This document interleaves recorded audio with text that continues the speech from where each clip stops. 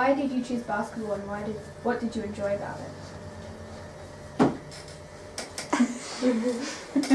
I shift in my chair because it's a bit of an uncomfortable topic for me, because I wanted very much as a teenager to pursue a sports career of some description. I'm very lucky to be 6'4" and quite fit, and when I was younger I played football, I played cricket, I was quite a good tennis player as well. I started playing basketball because it seemed to be the sport that I was the best at. It wasn't necessarily the sport that I loved the most.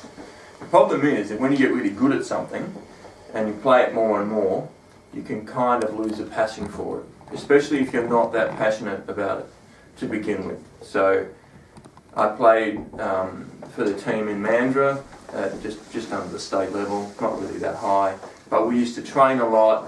I had to drive quite often from Perth to Mandurah, backwards and forwards in the 90s before, I had to take this back road through Baldivis in the absolute dark. So that wasn't much fun. And also at the same time I was studying at university, so in the end it came down to two things, well actually three things. One, I had a really bad injury to my foot where I couldn't play for a while.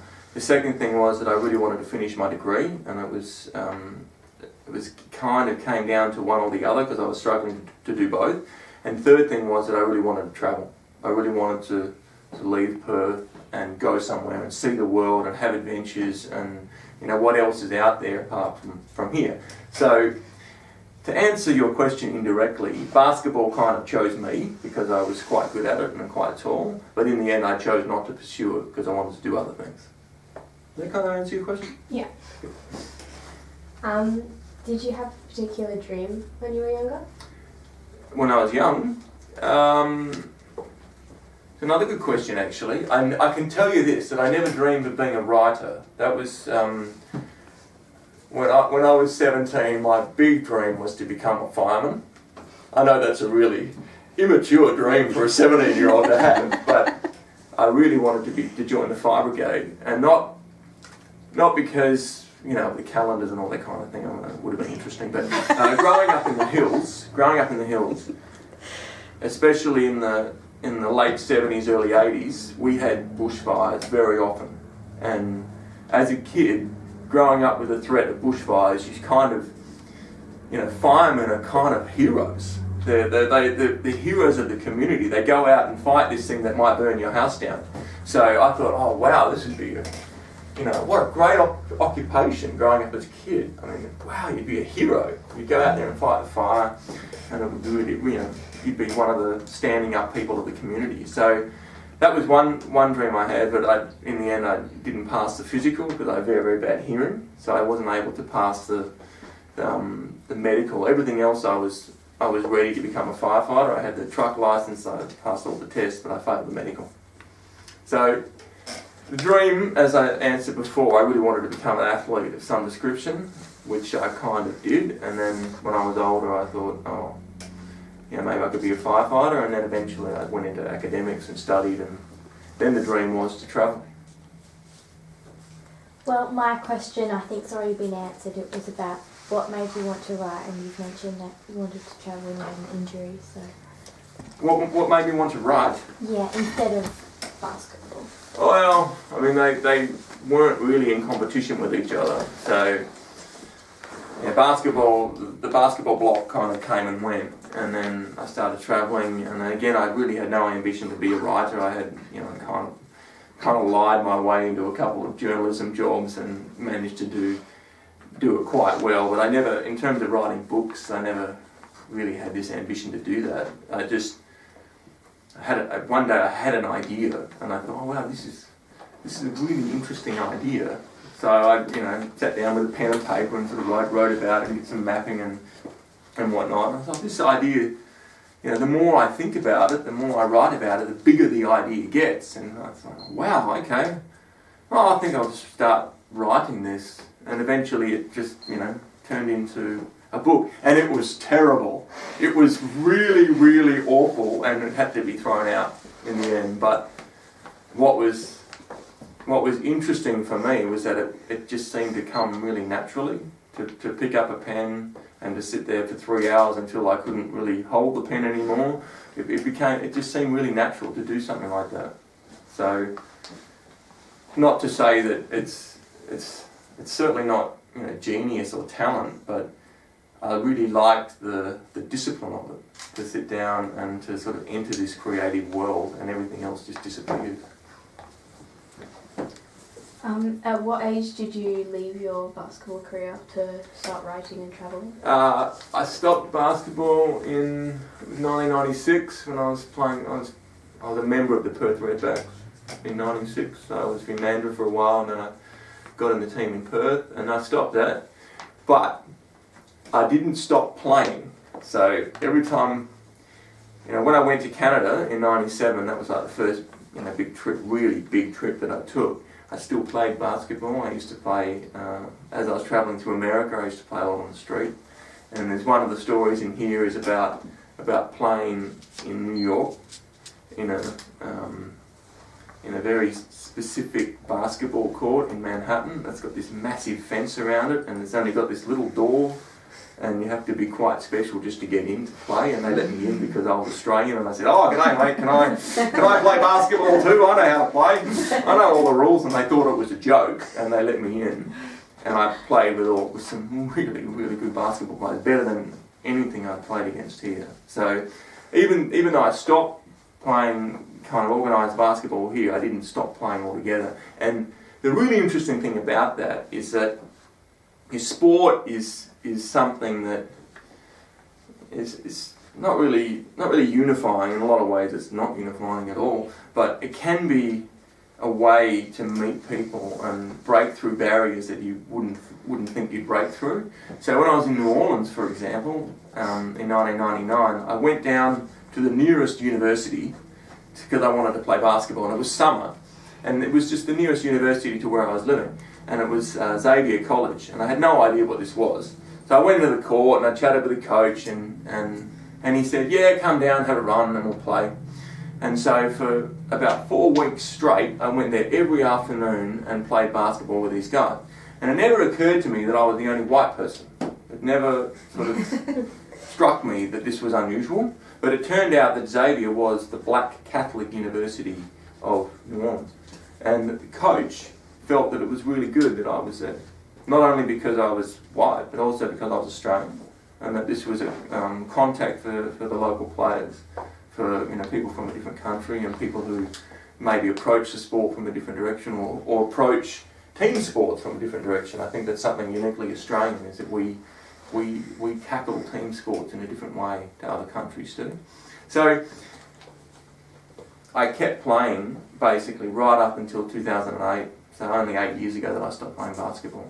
And it has been a great way to meet people and to get into a community and to have adventures as well. Moving back to writing, we've done a bit of research about the themes of some of your books, and it seems that most of them have a foundation of true historic events, such as the Berlin Wall. Mm-hmm. So how do you come up with your main ideas for your stories? Well, that's where travel comes into it. That's actually a really, really good question, because there's something really important about writing that requires witnessing as well. Even though something like the Berlin Wall, I'm not old enough to have lived behind the Berlin Wall, but I've been to Berlin, and I've met lots. When I was researching the bicycle teacher, I've met a lot of people and spent a year researching about Berlin. So it's more that if you go to places, ideas might present themselves to you, and you might not be open to it. You might walk straight past a great idea and be not aware of it. But I think that a lot of the ideas that I have are not necessarily. It doesn't really need historical events, but it's been a nice tie-in. But a lot of the ideas I have are what if, what if this, or what if that, and from that the idea will grow and grow and grow. And with the bicycle teacher in the Berlin Wall, my idea was, wow, this is such a fascinating city. It was divided. You had this wall between the city, and you had these two countries that just went completely separate.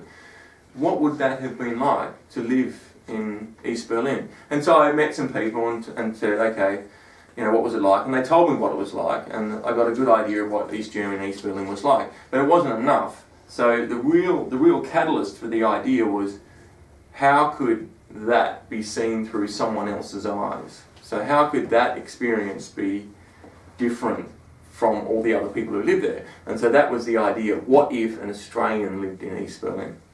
And that was, okay, the Australian will see everything differently.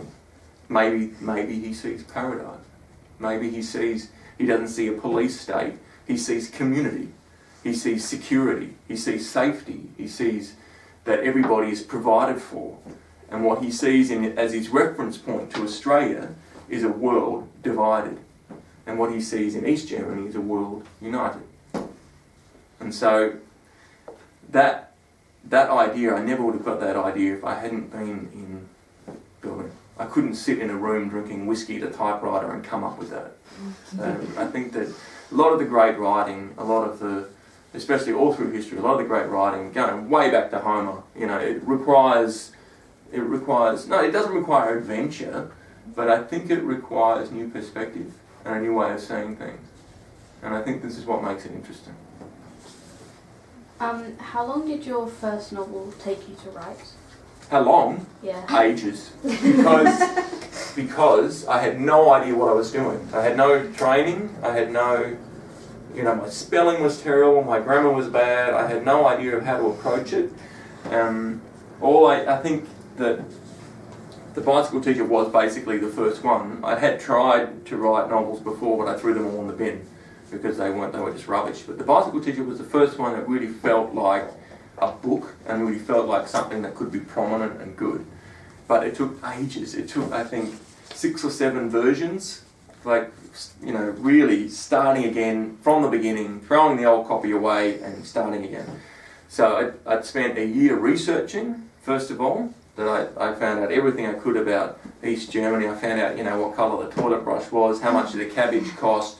It just so many very small details about East Germany, because I really wanted the context of the story to be convincing.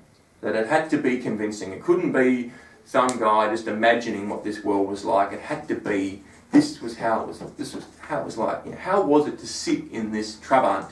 Because they only had one car, the Trabant, and it was made from fiberglass. And how was it to be, for example, as tall as me, to sit in this Trabant? You're trying to drive with, use a really small car, or sitting in the back of the Trabant because it was really small. Anyway, so all these really small details required research.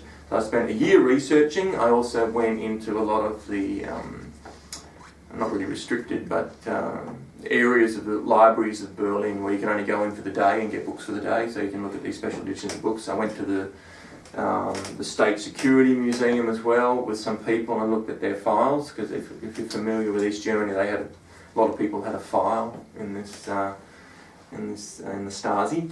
So I spent a year researching, and then the writing itself took about 2 years. And it was a slog. It was hard work, and it was really frustrating. And looking back, I think it was a really good experience, because I learned so much by doing, but I made so many mistakes. And even when I read the book now, I read the book and go, it's like I just made so many really clunky mistakes. However, that's the book that's the most popular of all the books I've written, and it's the one that has the highest ratings on, from reviews and websites and whatnot. That's the one that it seems to resonate with everybody. I don't know how that works. So what was the most difficult part of writing and publishing the book? Difficult? That's a good question too. I think that there are many things that are difficult, and I think that difficult is probably not the right word. I think it's frustrating. There's a lot of it about it that's really frustrating, because you can pour your heart and soul into something that disappears, and it can be really good as well, and it still disappears. And I'm not really just talking about myself. There are thousands of writers out there who are writing great books that disappear. And this